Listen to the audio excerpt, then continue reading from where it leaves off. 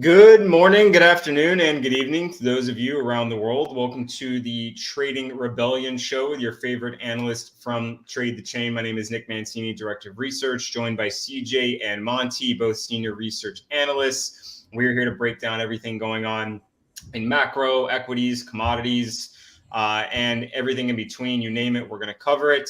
This is a big week coming up, a little bit more exciting than most of the other weeks in the summer have been. I know Monday is Labor Day, so you'd expect a bit of a snoozer, but considering Jay Powell, was hammering his quote unquote data dependency for future, possible rate hikes or lack thereof, we have to look very close into the data. So going to be a lot of data this week. We have unemployment, we have GDP, we have PCE, which is the Fed's preferred inflation metric out of all of those that they offer.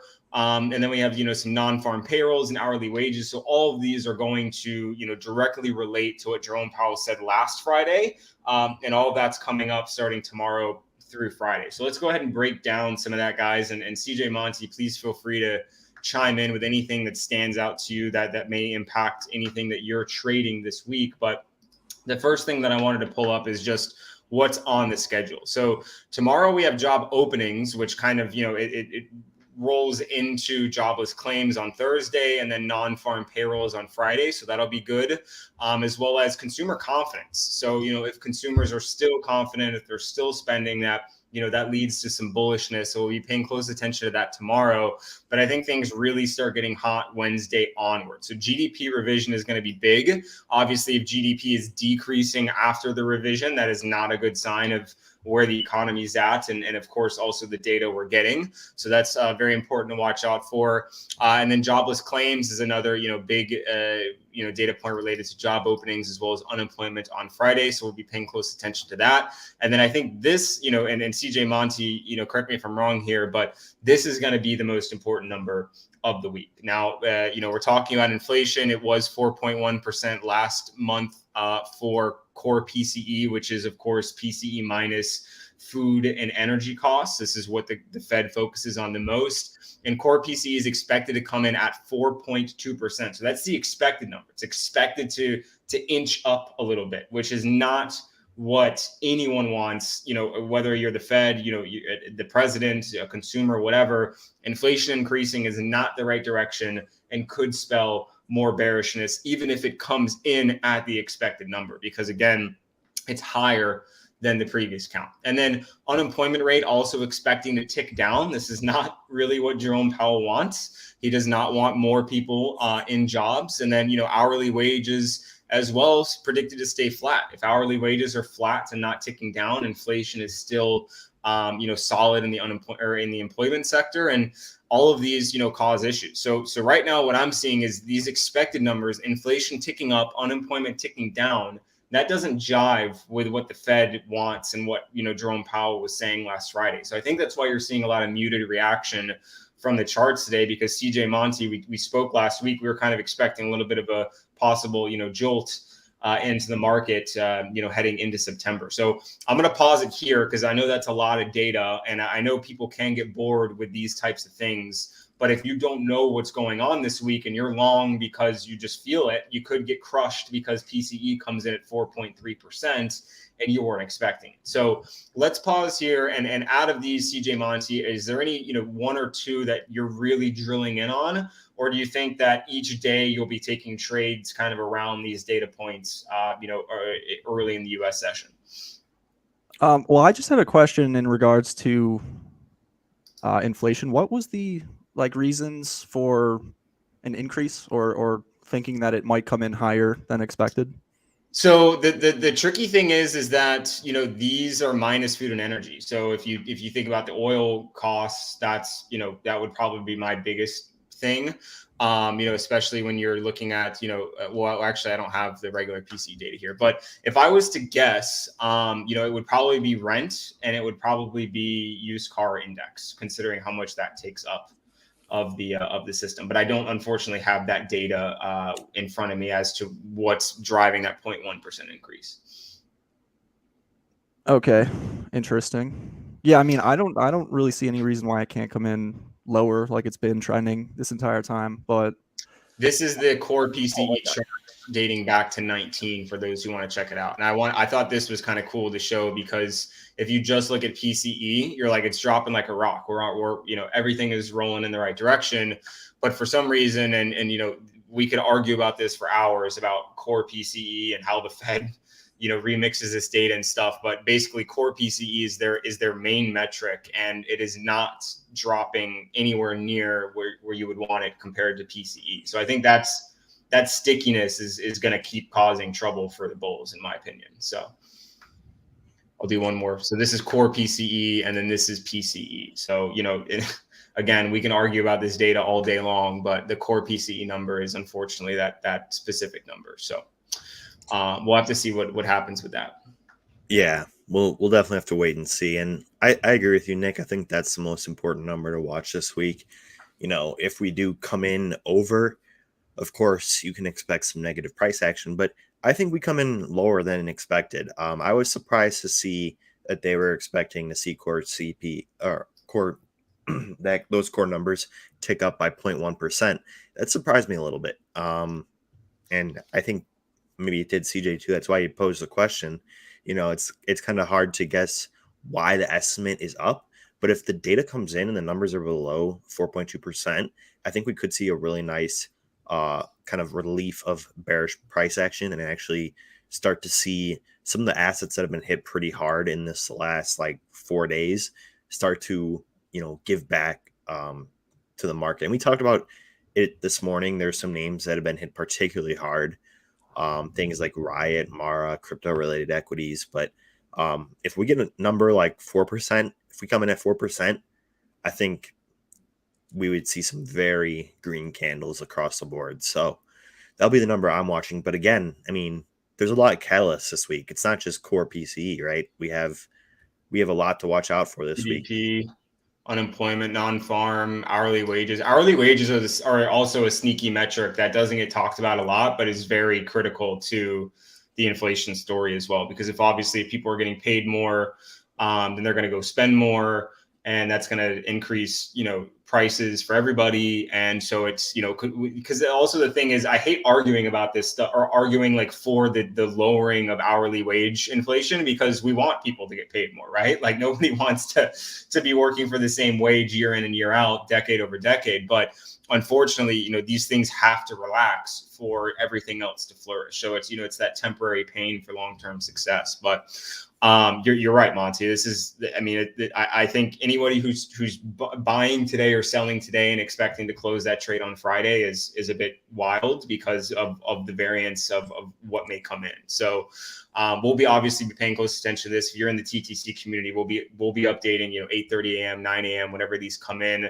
and what our expectations are for the day. Because like Monte said, next Monday is Labor Day, so U.S. markets will be closed. But I'll bet your ass that, Thursday, Friday, we see some buying, that everybody coming back from vacation on Tuesday isn't going to, also click that buy button as well. I have a feeling that they're not going to sell that rally the first day they get back on the desk. So, and typically for those who aren't adept with the hedge funds and the fund managers, all the pro traders are in Europe right now. So once they get back to the desk, they'll start pushing size on. Hopefully we get a little bit more volatility back on the boards. So that's what we're looking at over here. One thing I wanted to cover before we start digging into some other charts is this DXY chart, which obviously busted above that 103.6 resistance and is moving higher, but is obviously stalling right now. So I think this will also play a big story into next week. If we see this zooming higher, busting above 104.7,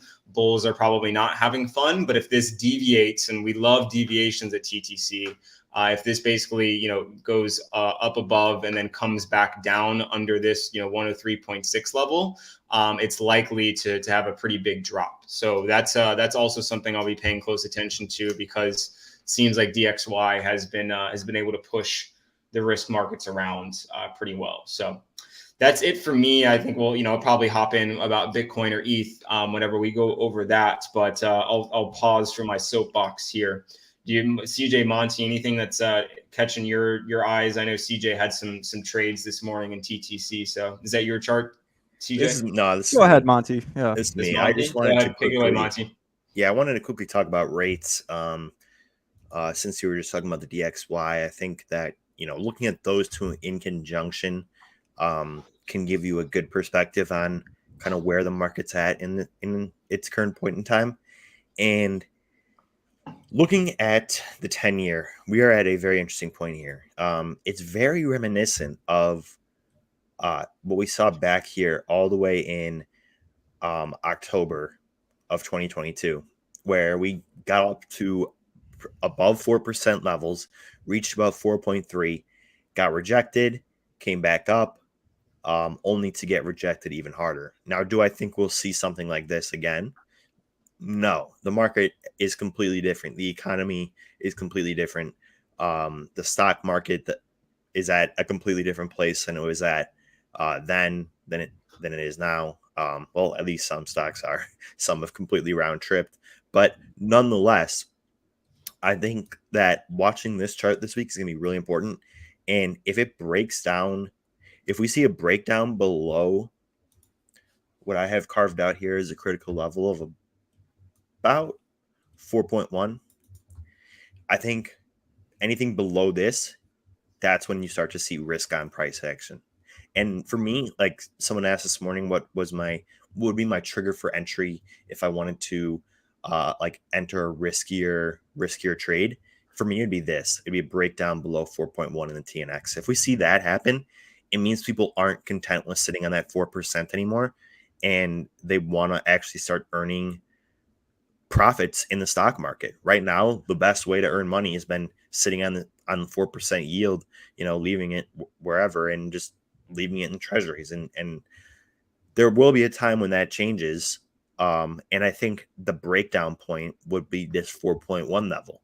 But now on the other side of that same coin, the break up level is clearly where we got rejected in October at about 4.34.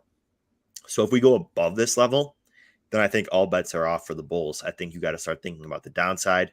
I think we see some significant de-risking if this continues to rise and more people flock to the safety of the 10-year treasury note. So, I can't say which scenario is more likely, but just prepare yourself for both. Be prepared for either scenario. If we break down below this level, I'm going to be very risk on, and I'm going to start looking to take some bets on things like Riot, which is in beat down bad and is, it basically round tripped its ETF news. If we see rates fall below those levels, I would take a chance at this. Same thing with Mara, and same thing with Coinbase as well. I think they're all worth a shot if we see rates start to drop. But for the time being, that's not what we're seeing. Today is Monday, not a great day for the markets in general. But overall, I think that just watching the 10-year, watching the DXY, seeing where they go, can really help you determine like how much risk you're willing to take. And that's essentially what I'm going to be doing for the next kind of week or two here. That's good advice. Mind if I, go ahead, CJ. I kind of want to challenge that view because I think it's actually the other way around in terms of like risk on and risk off. Even when we've had like tech stocks going up over the past couple of months, you've seen a continuous downtrend and stuff like TLT as well as the 10-year notes. It's kind of like inverse. But the largest move to the upside that we had in terms of the TNX or ZN, which would be a down move on TNX, was the SBV like banking crisis. So if you have the market that like starts crashing and you have really risk off price action, I think the market kind of a banking crisis, of course, is going to affect rates more than a regular stock market price action. When you're talking about well, you're talking about going. I'm saying like going down. Like if you have a massive decrease in the market, it implies that something could be wrong and that the Fed would need to lower rates in the future. So yeah, but I just disagreed on the general premise that, of course, rates are going to fall hard on a banking crisis. Of course they are. That's what rates are all about. Like most of these rates are being generated like through banks. So you have a banking crisis, people are going to panic and take that money out of the bank. And then we're going to see the TNX drop. So That was a big day for ZN. You're right, because people lost trust in the banking system and they were worried that that 4% yield that they were getting, wasn't going to be safe anymore. So I think that was a somewhat anomalous, like black swan type event. I think that if you see negative price action in equities, you'll see positive price action in the TNX and vice versa. It's just, you got to think about it from a perspective of, like, right now, so many people have their capital parked in the 10-year treasury note, and it's just like sitting there waiting, because why would you like deploy it into the market if like everyone is so bearish? The people that have made money are the ones that have deployed it. And I think eventually we'll see people take money out of the 10-year and start to inject it into the stock market. I mean, the 10-year is close to all-time highs. So it's like, if that falls, I think we start to see a big injection of capital into the equity markets, and that'd be good for a lot of risk on assets. So Yeah, I honestly don't care and have no opinion.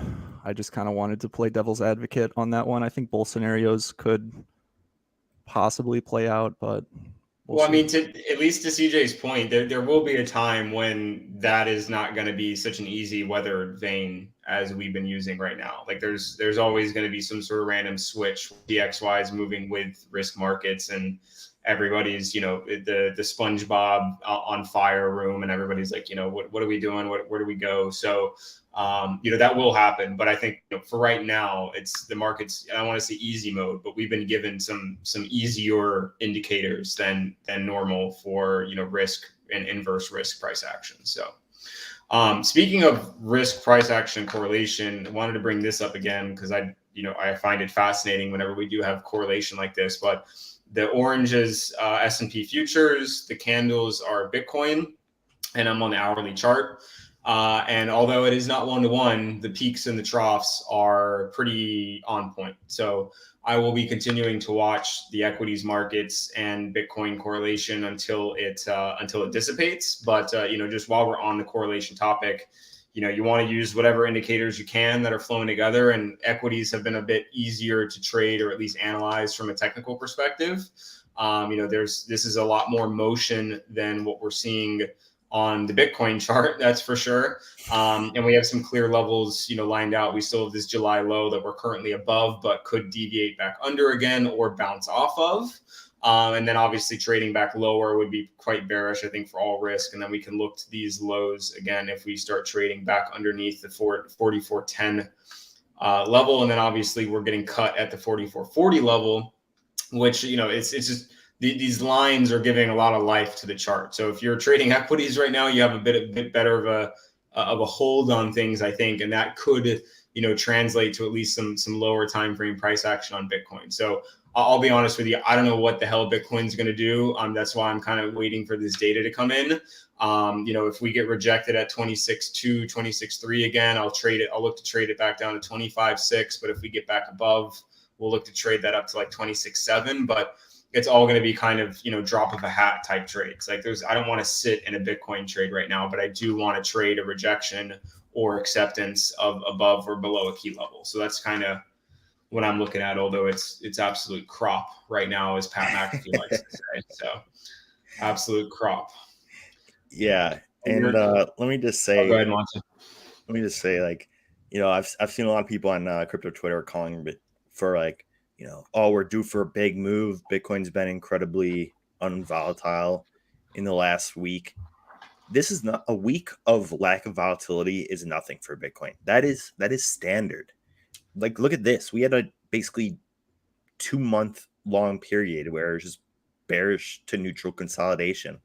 And there's no reason to believe that we couldn't see the same thing without some catalyst like the BlackRock ETF. So for me, I'm looking at this formation right here and like basically this kind of consolidation that we saw.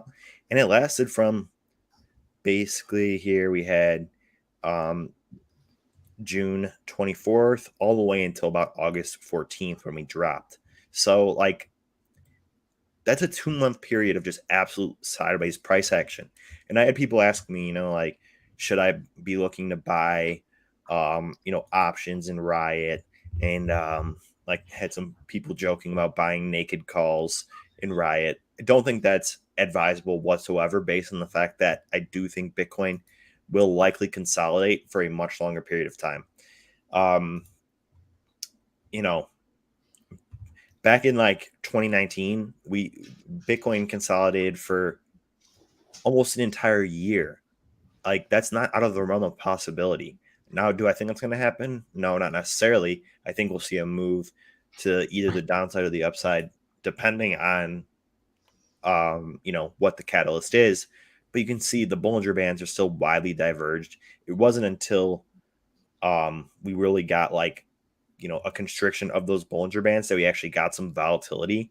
But even then, after that, it just went straight back to consolidation and then constriction, and then boom, the breakdown. So Bollinger Bands still widely diverged. That tells me we could still plausibly consolidate for quite a while, which isn't the most exciting news if you're trying to trade it, but maybe just don't try and trade it, because it's gonna be a tough one. It's gonna be basically.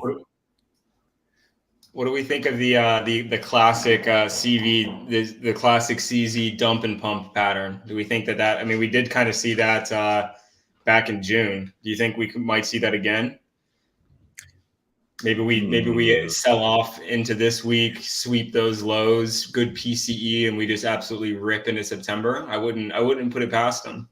Of course, this is pure conjecture. I'm kind of having fun with the charts, but don't act like we haven't seen this formation before. Whenever we have that consolidation, we also saw it down here with a big sweep, and then ultimate almost doubled in price, or 50%. Apologies. Someone knocked on the door, so I'm going to go on mute, but please follow this up, Monte. Oh, you're good. You're good. I think that's a very optimistic outlook. Like, yeah, we could definitely break down and then climb higher.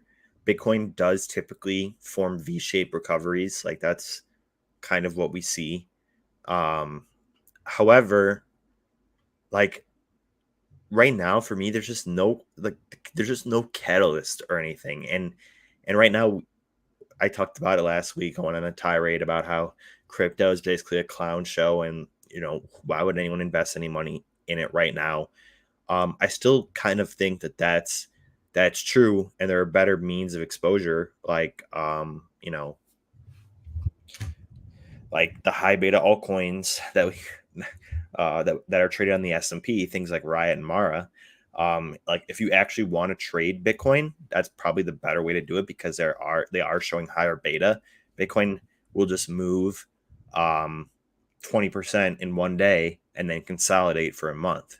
That's just the way Bitcoin tends to work. Most of it has to do with liquidations, but also,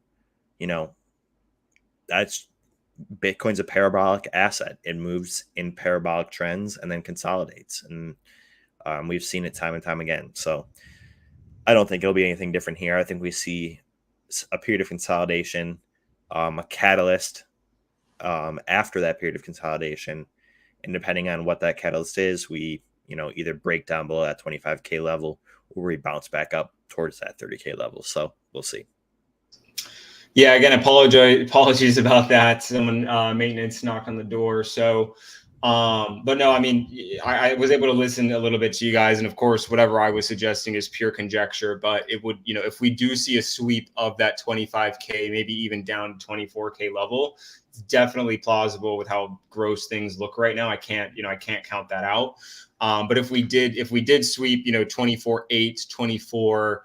Whatever, and we start to, a couple of green candles come in, I do think it would be likely that we take out 26.7K and maybe jump the shark at least up to kind of 28.3, which is the high from back in May. If you want to look, or I'll go ahead and just share my chart.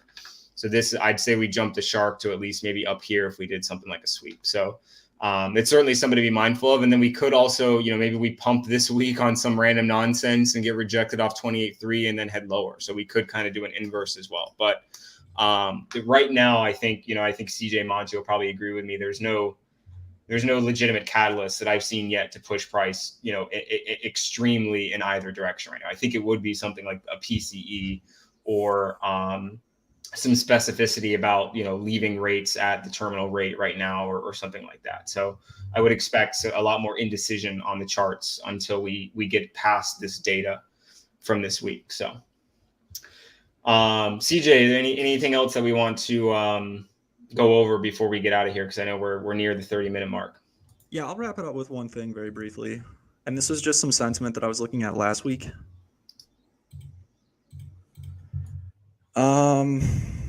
You guys see this? Yes, sir. So this was not the only magazine cover that came out. There was actually quite a few of them.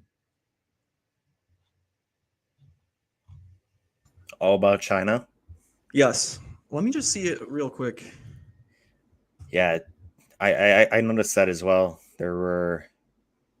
So yeah, there's just multiple. Maybe this is the CIA trying to give us propaganda. No, I'm just kidding. But it looks bad. Don't put it right? past It them. looks bad. What was that, Nick? Well, also, CJ, kind of in reference to what you were saying, I got an alert from Bloomberg yesterday, a push notification that said, what did it say? I took a picture of it. Let me see. It was the most specific. Okay, here it is. Surprised that the S&P 500 swung into the green last Friday? ? Just wait. It'll fall again after the next opening bell.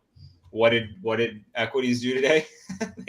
they actually inched higher. So just talking about headline stuff, and I'll show you. I mean, this was that is really weird. Legitimate Bloomberg thing. I've never received a notification like this from them. Yeah, it's all I was like, professional. I gotta fade that. There's no way I can short into the U.S. Open if Bloomberg is telling me to short into the U.S. Open. So, but it was, sorry to interrupt, CJ, but it was just like another headline that I got that I was like, I can't believe they're expecting me to follow this. So, Yeah, that's it. but so are you saying?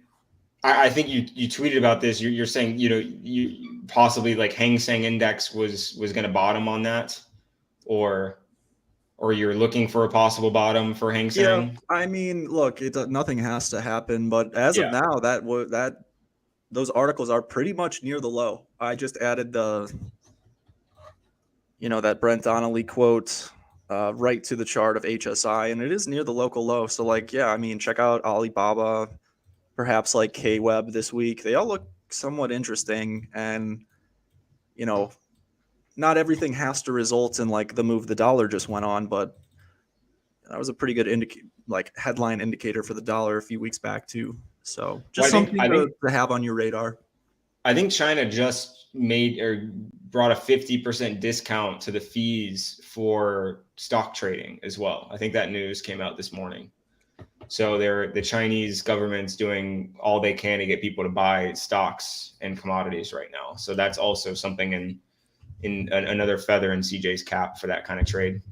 Well, we also do have Evergrande, so subtract it.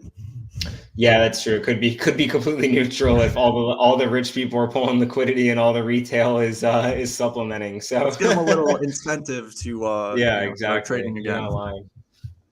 We'll see. I don't know. All righty. Multiple angles. Well, unless anyone has a last minute trade or asset they want to throw in chat for us, we're going to go ahead and wrap things up. Again, I do just want to reiterate, if you're coming in late and missed the first couple of minutes, this is the most data-packed week we've had in a while. Job openings tomorrow, consumer confidence tomorrow, GDP revision, retail inventories on Wednesday, the big one, PCE on Thursday, and then followed up with non-farm payrolls, unemployment rates, and hourly wages. So every day will be a mixed bag for the markets. If you had to put a gun to my head, I am bearish heading into the PCE print. And then whatever happens after that, we will have to readjust the bias. But always feel free to counter trade me on either DYDX or BingX. DYDX is your decentralized trading option. BingX is your centralized trading option. Both are trusted, secure, have many awards, and are trusted by some of the best and the brightest in the space. And you can find referral links to get cheaper fees and added bonuses at both of the trading services in the comment section below. It's right at the top. So feel free to click either one of those, get signed up and trade with us, or feel free to counter trade us, because I know plenty of people like to do the opposite of whatever we say. So Monte, you have one final point? Yeah, Keith in the chat asked for Tesla. Can someone else pull this up real quick? Because I pulled it up this morning. Remember a few weeks ago, we pulled up the Doge chart, and the Doge did like a little dance across the screen. There's Tesla. You want it on like a 4-hour or 1 day? Oh, it didn't do it. What Here, see if you animation refresh did your it play? page. When I opened my charts this morning, I went to Tesla's page, like a little animation of Elon smoking the joint, like popped up on the thing. I'm not even kidding. I wasn't tripping. I didn't drink acid for breakfast. No Doge guy. No, it only happened to me on Tesla, but it hasn't happened since. So maybe it's just a one-time thing. I don't know. Huh. Yeah, an intern probably snuck that in, and they're like, "Yo, what are you doing? Take this." I know that I was kind of mad. I'm like, this is like kind of this is unprofessional for TradingView. Like, just give me the charts. I don't want to see this dog. Or also, if anyone is in here from or is listening from TradingView, please add like some exo charts or some flow charting. Like, you've been the best charting service for like 10 years running, but that's the only thing you don't have. So please bring that. But I digress. Monty, what's sticking out to you on this chart? Yeah, not a whole lot, honestly. You know, it doesn't look great from a like Livermore perspective of accumulation. However, we do have that nice support below us, being the moving average. We deviated a bit below it, but still, I would give that merit because of the fact that it acted as strong resistance. You know, on the way up back in March, and in April, we saw it retest the underside of that moving average there. So now I think you can give that a little bit of credence. And you know, that's where I'd be looking to buy, is bounces off that moving average. But again, this week is going to be kind of a roller coaster week. But essentially, it's nice because you have the moving average there. That's where I would set my stop loss. And then, yeah, I would basically look for that move that Nick just drew up to the, not necessarily the all-time highs or the 52-week highs, but just, you know, back up into kind of like that range right there. That's where I'd be looking to take some profit. I could definitely see that happening if we get favorable numbers across the board this week. So those are my thoughts on Tesla. But from a risk reward perspective, I think it's pretty simple, right? Cut it if it dips below the moving average. If it bounced from the moving average, go ahead and take a shot at it. I think it's worth it.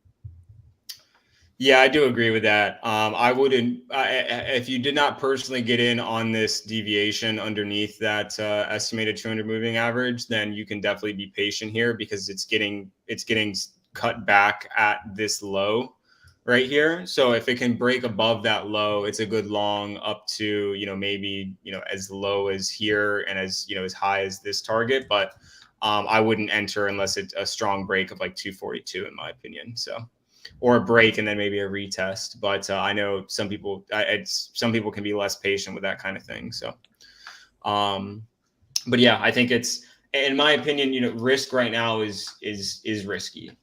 You really, I know the Fed was not as hawkish as they could have been, but this data dependency is going to have the market on edge until data comes in. And which is why I'm, you know, kind of beating the hammer down on volatility this week, because everybody's like, well, if the Fed's data dependent and we get the data they want, then I'll buy. And if it's the opposite, then they'll sell. So that's what I'm feeling this week. So hope everybody plays it as safe and patient. We'll, of course, you know, for everybody listening, if you're a TTC member, we'll be going over these trade ideas, you know, morning, noon, and night, with all, you know, hopefully some of the volatility coming in, and we will be covering all the data prints and data points as they come in, so that you know what's happening, what to trade around, and what we're thinking as well. So with that being said, one final reminder, DYDX, BingX, get signed up with the referral links below. We'll be here on Thursday to cover everything after PCE comes in. So we'll get a kind of a pre Labor Day weekend break. And then do remember, we will not be on next Monday, because next Monday will be Labor Day. And we'll then continue our shows throughout the week on the normal schedule. So with that being said, good luck, happy trading. See everybody on Thursday.